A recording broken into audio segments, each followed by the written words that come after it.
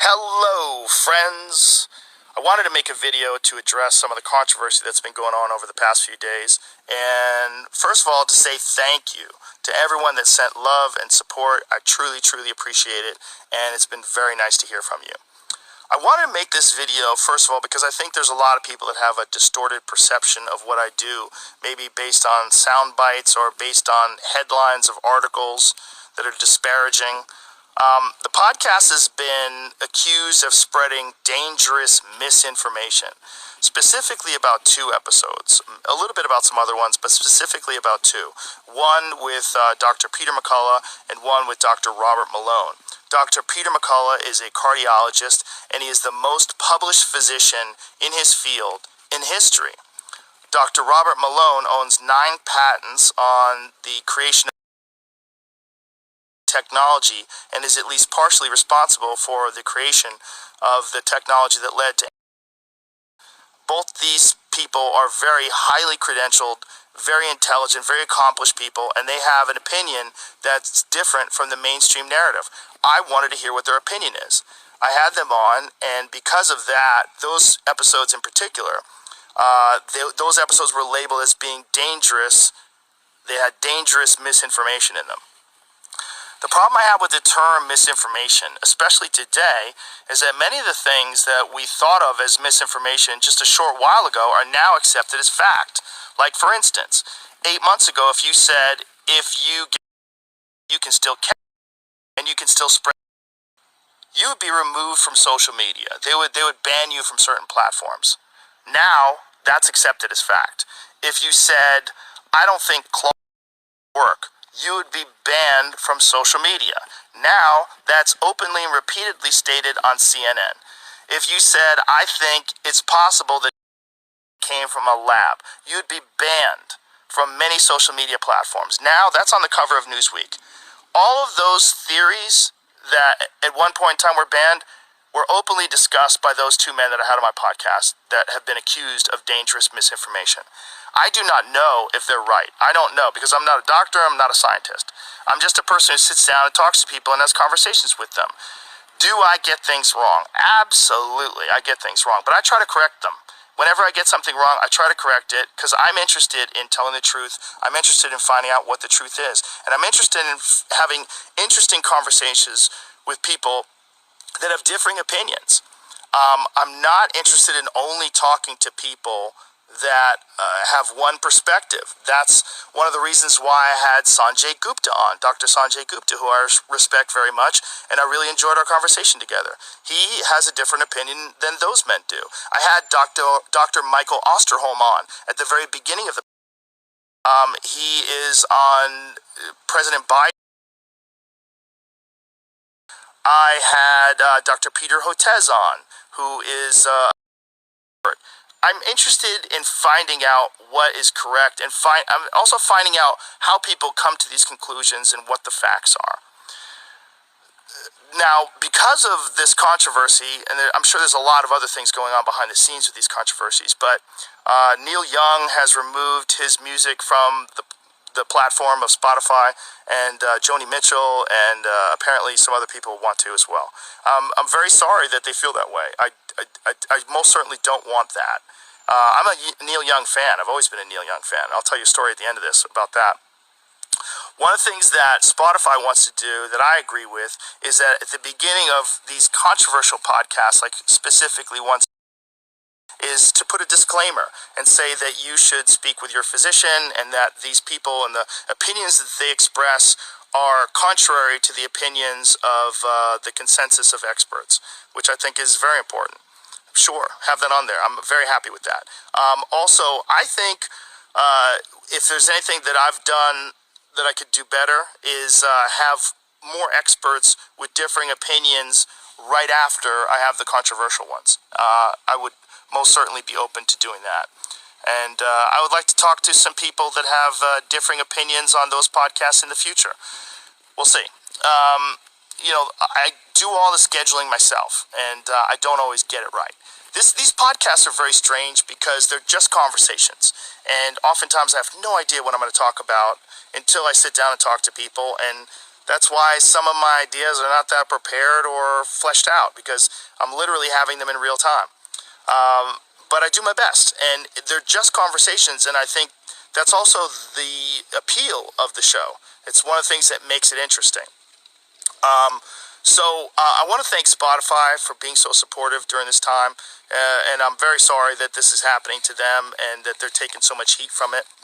And so now the Neil Young story. When I first of all, I'm not mad at Neil Young. I'm a huge Neil Young fan. I've always been a Neil Young fan. When I was 19, I was a security guard at a place called Great Woods in Mansfield, Massachusetts. It's an outdoor concert amphitheater, and Neil Young was playing there, and that was the last day I worked there. I quit during the Neil Young concert. The job is kind of crazy because there was a lot of times there was fights broke out and stuff, and I think I probably got like $15 an hour, and I was not about to get beat up for $15 an hour. So I would bring a hoodie with me whenever I worked. So in case the shit hit the fan and it got too crazy, I would just put my hoodie on and leave and cover my security outfit, my security shirt. So one day during a Neil Young concert, there's the amphitheater. The way it's set up is there's a covered area outside that has seats, and then there's a lawn area behind it. And the lawn area during the Neil Young concert, they got a little rowdy. It was cold out, and they started bonfires. So they had these raging fires on the lawn, and we were supposed to go and put these fires out and stop them. So we tried for a little while, but then brawl started breaking out, and it started getting crazy.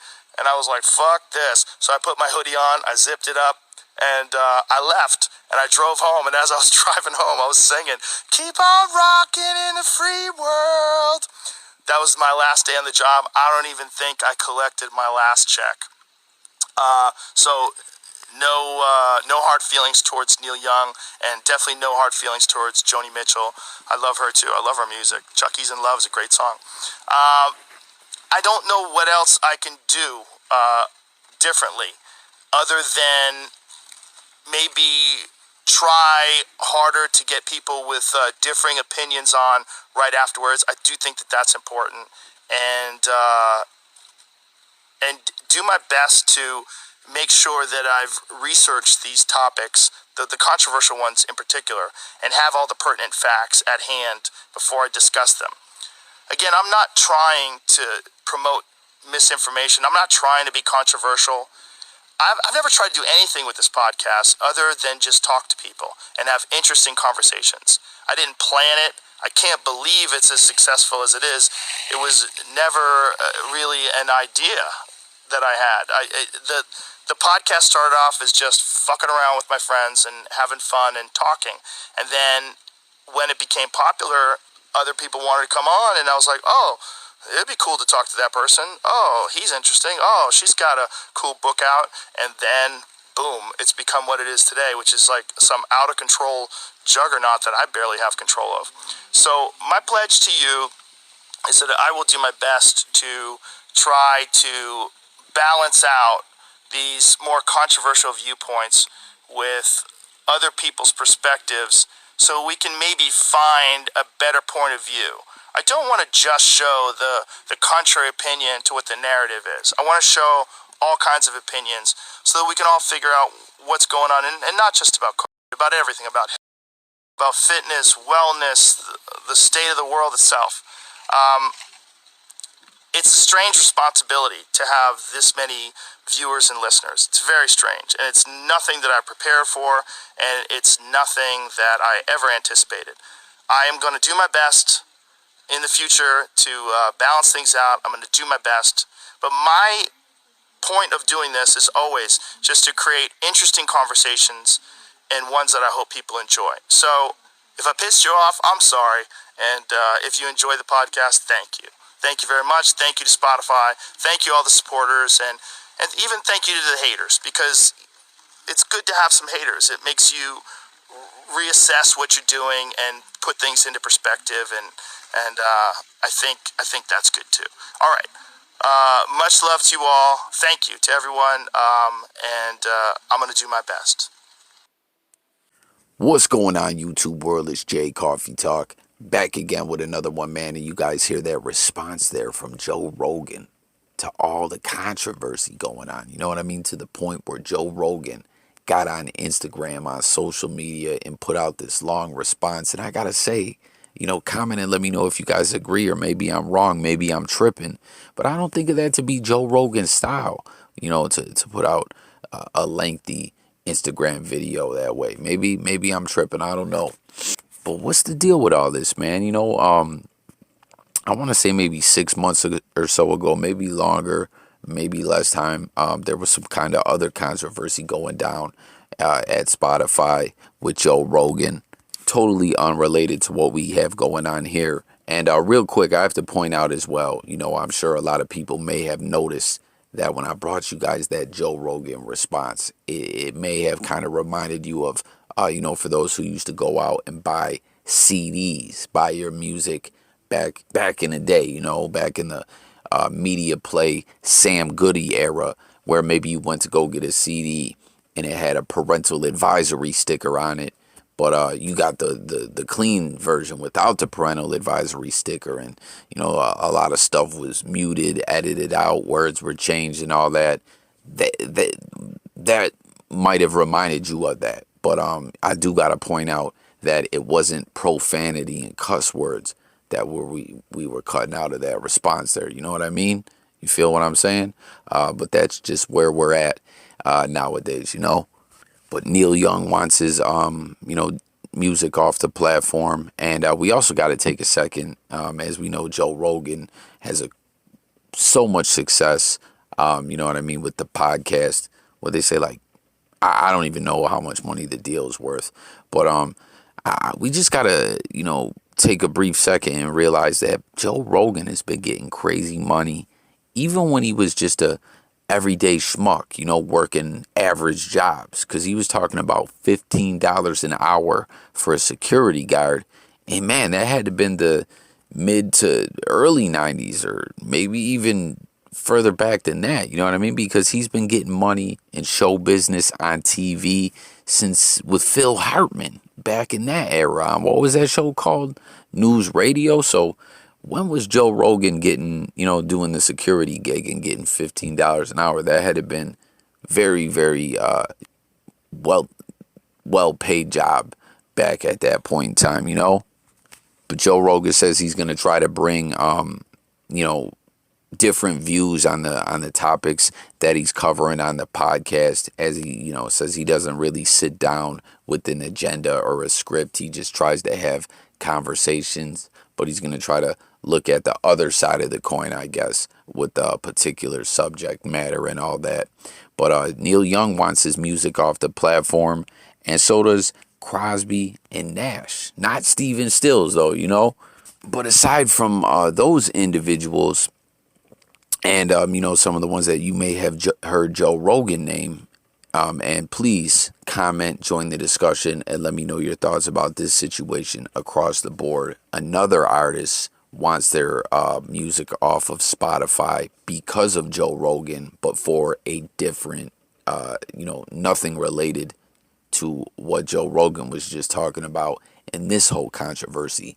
And who we're talking about is Arie. And what's going on is she said Joe Rogan used offensive, disrespectful language regarding African nations. And she's just not feeling it, to put it bluntly. She put out the following statement saying, "I have decided to pull my music and podcast from Spotify. Neil Young opened the door that I must walk through. I believe in freedom of speech. However, I find Joe Rogan problematic for reasons other than his treatment in sickness conversations." We'll interviews. We'll, keep it like that. For me, it's also his language around race. What I'm talking about is respect. Who gets it and who doesn't? Paying musicians a fraction of a penny and him $100 million. And real quick, she's referring to Spotify. You know what I mean? We've heard a lot of artists over the years as Spotify's grown, in the early stages, and as they've grown, say that they are owed a lot of royalties. The payments don't match up with the numbers. She says this shows the type of company they are and the company they keep. I'm tired.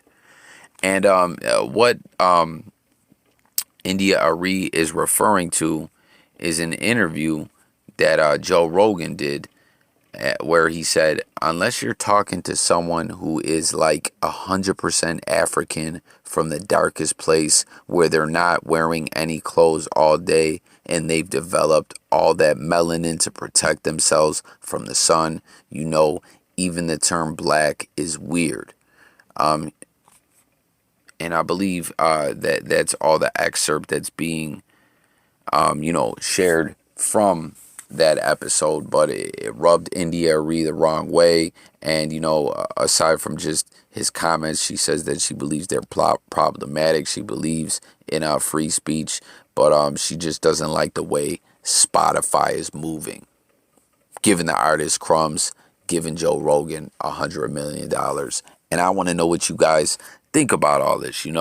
Obviously, Joe Rogan has built his podcast up, his brand, his name, I guess we'll put it like that, to huge levels. Everyone knows who Joe Rogan is. So, and when I'm saying this, I don't believe Spotify is going to drop him or anything like that. But the point that I'm trying to make and the question that I'm trying to ask is, if, say, that did happen, do you guys think, like, Joe Rogan, I'm sure he's got a lot of money saved up, but say he needed that payment that was coming, do you guys think Joe Rogan's platform, if he was dropped from Spotify, could be in trouble? Or because of, all the success he has, he's uncancelable? You know what I mean? Is that what you guys think? Or do you think this is just a lot of different controversy surrounding Joe Rogan? And if he was dropped or something like that, maybe, the ad companies or the different platforms cutting the checks would want to fall back from Joe Rogan? Get in that comment section and let me know what you guys think. But back to the, original conversation, guys. Hit the comments. Let me know what you think regarding, Joe Rogan's platform being under fire for what is being deemed misinformation. Do you truly believe it to be misinformation? What do you think about Joe Rogan? Think about what Joe Rogan had to say in response? And what do you guys think about those comments, that offended India Arie and ultimately made, her make the decision to say, I don't want my, music and podcasts on that platform. I'm good. Let's discuss it all below in the comments. Thanks for tuning in. Make sure to subscribe, hit the notification bell. Content dropping every day. Music, news, sports, and much more. It's Jay Coffee Talk signing out. And I'm gone, y'all. Peace. Have a great day.